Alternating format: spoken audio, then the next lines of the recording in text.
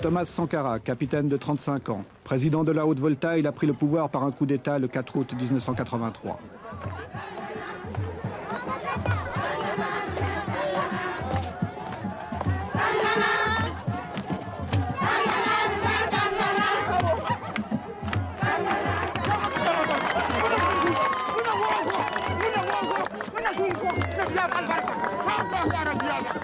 C'est parmi les couches les plus pauvres de la population qu'il compte ses plus chauds partisans.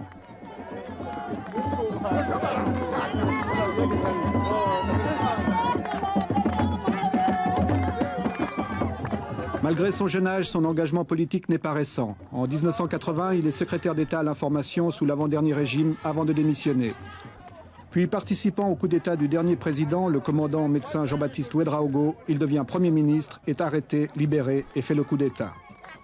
Sitôt au pouvoir, il veut galvaniser les foules en utilisant un langage où le slogan incantatoire tente de faire passer les mots d'ordre. Chacun doit se convaincre que c'est un changement révolutionnaire.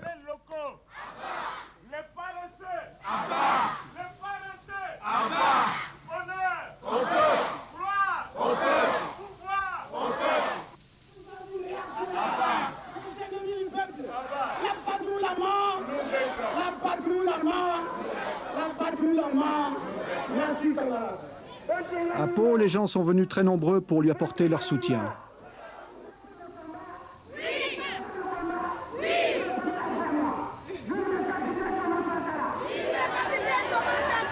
Camarades, il faut enterrer tous les ennemis du peuple. Il faut enterrer tous les défauts qui empêchent le peuple de se libérer, qui empêchent le peuple de construire son bonheur. Si depuis 20 ans, chaque week-end, les femmes puisaient de l'eau comme elles le font, il y a longtemps que nous aurions rempli 20 barrages à Pau. Le pays n'est pas pauvre. Au contraire, il y a des ressources.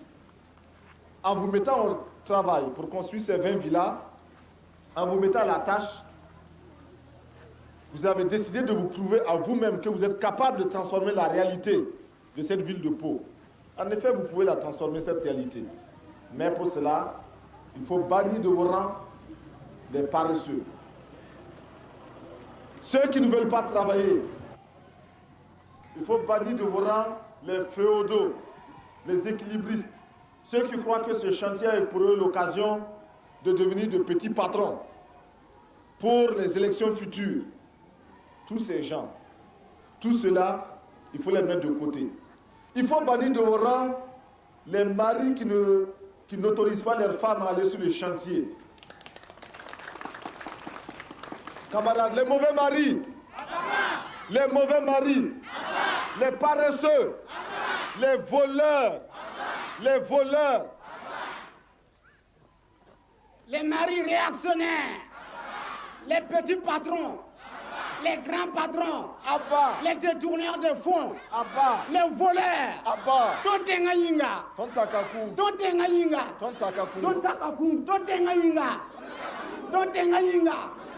vive la révolution, vive le capitaine Thomas Sankara.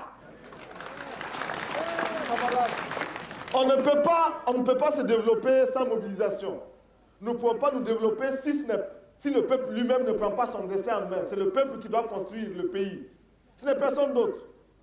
C'est 20 villas aujourd'hui. Demain, ça sera 20 écoles, ça sera 20 dispensaires, ça sera 20 maternités. Et chaque année, ce sera comme ça. Camarades, l'impérialisme, le colonialisme, le néocolonialisme, le fantocisme, les voleurs, les paresseux, les détourneurs, les magouilleurs. Chaque province doit construire en effet 20 maisons pour les fonctionnaires d'ici le 4 août, les loyers étant ensuite utilisés pour les biens d'équipement. Les briques sont faites par la population avec du banco et très peu de ciment. L'État, lui, fournit le matériel.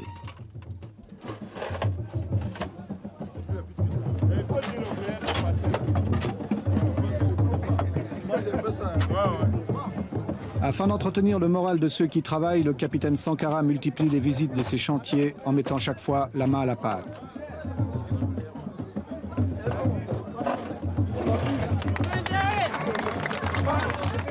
Il aime à montrer l'exemple, il affectionne les gestes symboliques. Il est en train de se créer un personnage à la fois séducteur et menaçant. Son style, son souci du moindre détail, son attention à chaque chose, son engagement étonne et lui attire un certain nombre de sympathies.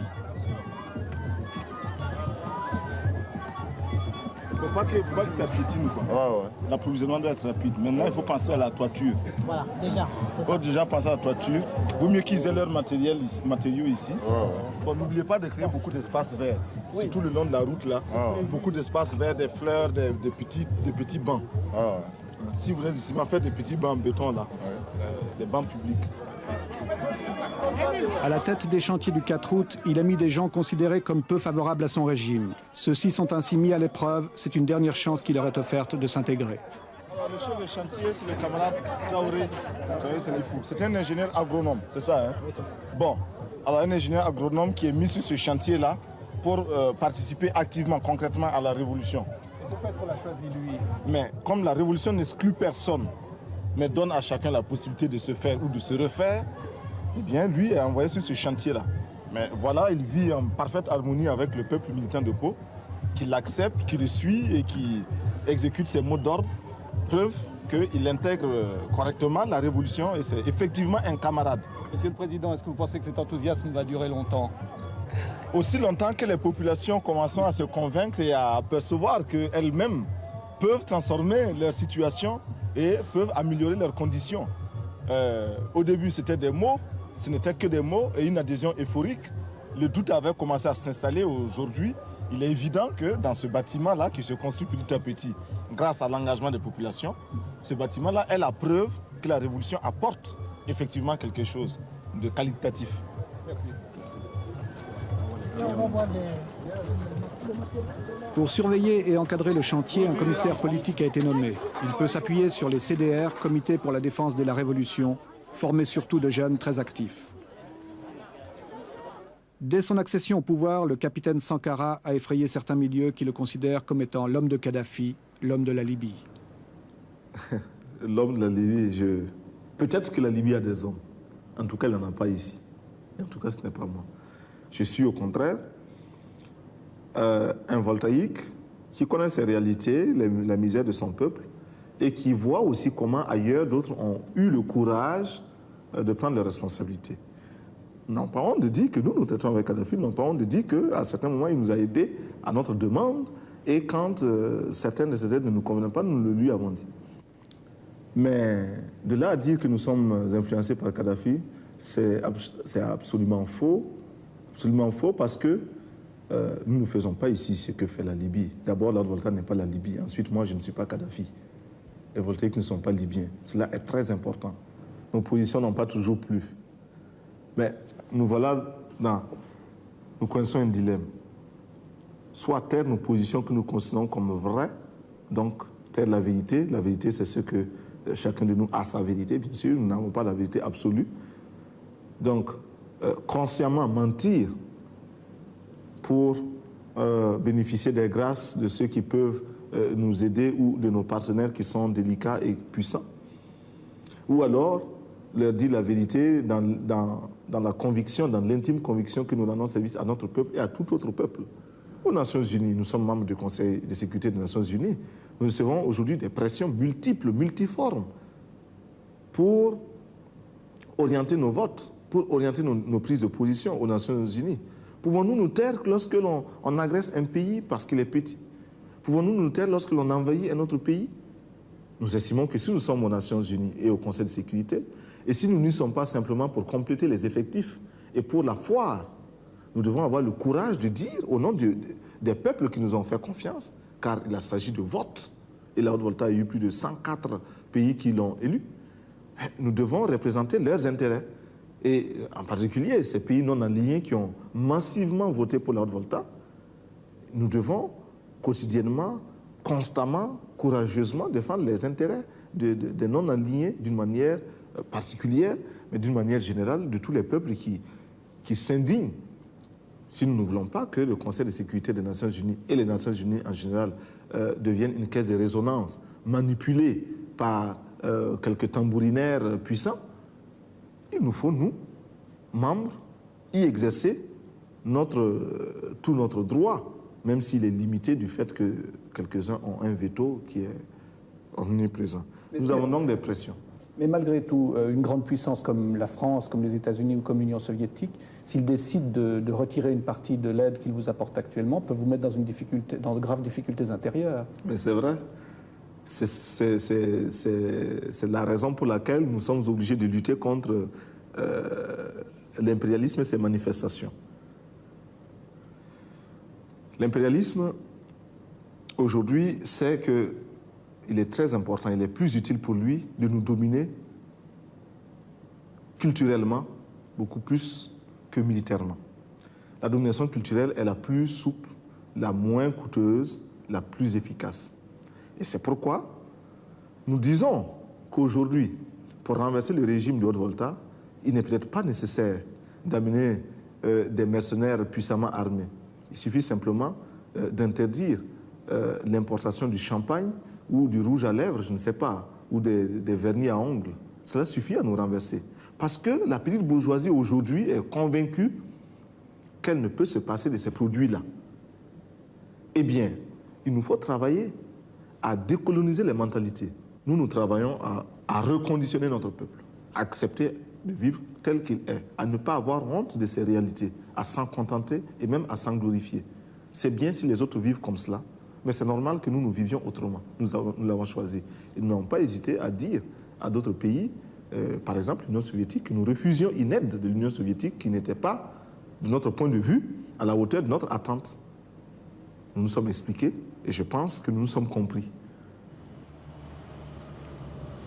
Mercredi, jour de réunion du Conseil des ministres. Ceux-ci s'y rendent dans leur nouveau véhicule de fonction.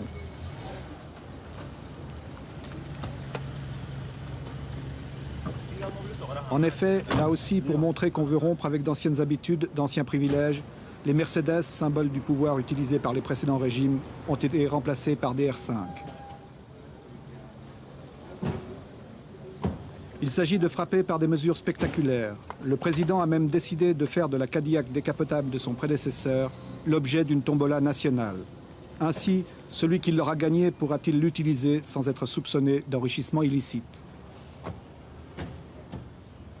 Outre le capitaine Sankara, l'équipe gouvernementale est composée de militaires et de civils. Tous doivent avoir un engagement total et en particulier multiplier les contacts dans le pays.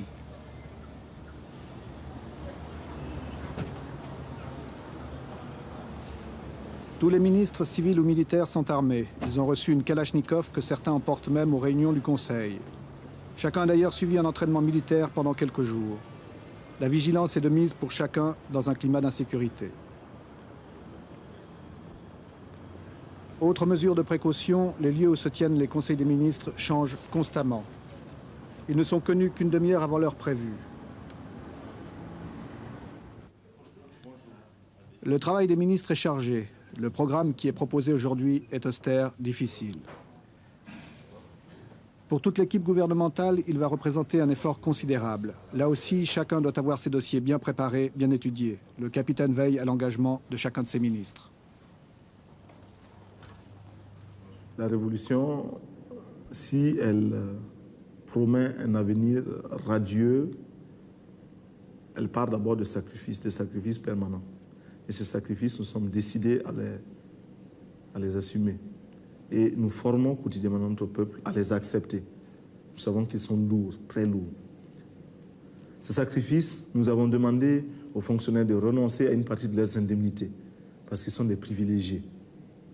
Cela, vous vous en doutez, ne peut pas être bien accueilli partout. Ces sacrifices, nous demandons aux voltaïques de se mobiliser. Si ailleurs, si dans certains pays, on a pu détourner un fleuve, en Volta, nous pouvons bien le faire parce que nous avons des bras aussi vigoureux. Ces sacrifices, nous les imposons au gouvernement, aux membres du gouvernement auxquels nous imposons un rythme de vie, un train de vie très modeste. Nos ministres ne sont pas autorisés à voyager en classe première, en première classe dans les avions. Ils prennent les classes touristes. Et même quand il est possible de les faire voyager par les avions charter, nous le faisons. Nous avons suspendu pour une longue période les brasseurs d'air, l'air conditionné dans les bureaux, etc. Nous avons supprimé les indemnités des ministres, du président, etc. Nous les avons tous ramenés à leur salaire d'instituteurs quand ils étaient instituteurs, de professeurs, de médecins ou de capitaines, dépouillés de toutes autres indemnités. Revenez. Revenez à droite. Marche. L'armée est obligatoire, mais seuls 2% des voltaïques en âge de porter les armes sont recrutés faute de moyens. Voyez la tête.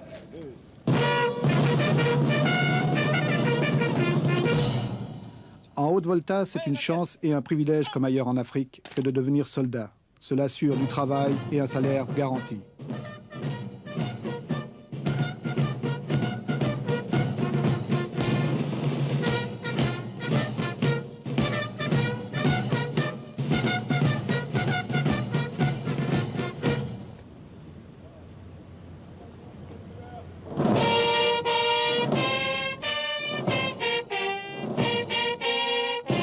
La volonté du capitaine Sankara est de vouloir mieux intégrer l'armée au peuple.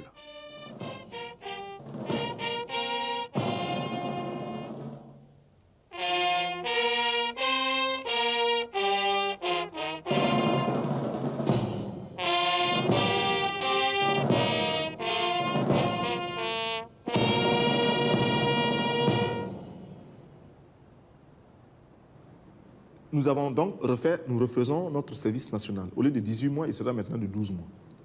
Mais au lieu d'être simple, exclusivement militaire, le métier des armes, 18 mois, et après on en garde certains, les autres sont renvoyés. Non, ce sera un service où il faudra apprendre bien sûr le maniement des armes pendant un certain temps, une période donnée, mais une autre période, à peu près les 3/4 du temps du service, ces 3/4 seront consacrés à la production. Sous l'encadrement militaire, bien sûr. Pourquoi nous faisons cela? D'abord, nous disons que la défense du peuple incombe au peuple. Et il faut que le peuple se mobilise, il faut que le peuple soit en armes, car nos ennemis sont nombreux. Tout le monde n'acclame pas la révolution voltaïque et tout le monde n'a pas entré l'âge de guerre contre nous.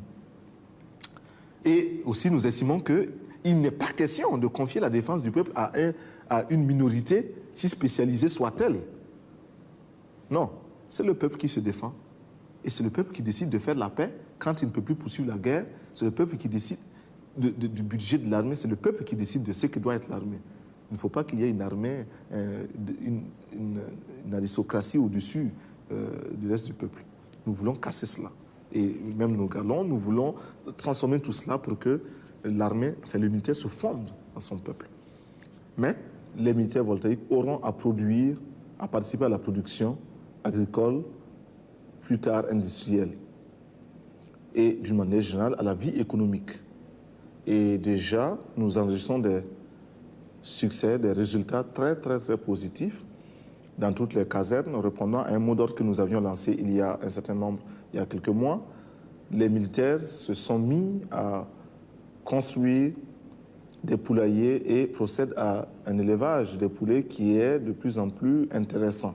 Quelle était la consigne pour les soldats? La consigne était un quart de poulet par militaire et par semaine. C'est un minimum. Nous savons que si ce quart de poulet par militaire et par semaine est réalisé, il y a une amélioration de l'alimentation.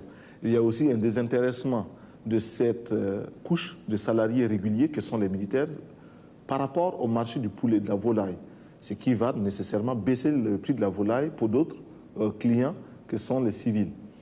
Et puis, l'effet d'entraînement, c'est que le militaire qui le fait pour lui-même, qui le fait parce que son chef lui a donné l'ordre de le faire, sera tenté de le faire pour lui-même à domicile. Et puis, forcément, cela fera tache d'huile. Bon, du reste, déjà, certains militaires ont estimé que ce mot d'ordre, un quart de poulet par militaire et par semaine, n'est pas suffisant. Et ils font un demi-poulet. Et il y en a même qui prétendent qu'ils feront un poulet par militaire et par semaine. Nous ne demandons que cela, parce que la révolution, c'est aussi vivre dans l'opulence, c'est vivre dans le bonheur, mais le bonheur et l'opulence pour tous, non pas pour quelques-uns.